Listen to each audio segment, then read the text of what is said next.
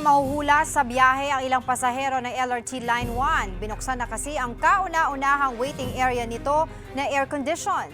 Para bigyan ng mukha ang balita, Mobile Journal, Ivan Tarique.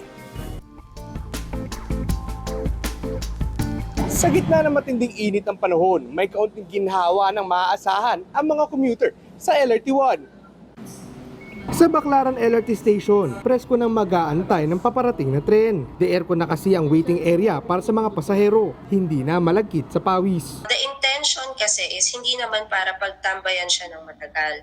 Ang intention talaga is hintayan lang siya habang naghihintay ng tren. Sa loob ng waiting area may mga upuan, kasya dyan ng 50 pasahero. Pero syempre, priority ang mga senior citizen, buntis at PWD. Nasampulan na ni Joanna ang air-conditioned waiting area. Mas okay siya, mas maganda din sa mood. Syempre, kahit papaano medyo parang pagdating mo dun medyo fresh ka pa rin. Pinag-aaralan din ng LRMC kung ano-ano pang estasyon ang pwedeng paglagyan ng mga air-conditioned waiting area. We are looking at other stations kung kayang i-accommodate the same feature. So we're taking into consideration a lot of things like the size of the station.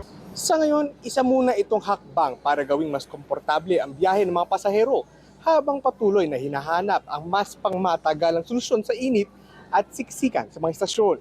Mga kapatid, Mobile Journal, Ivan Tarique po, hatid ang muka ng balita.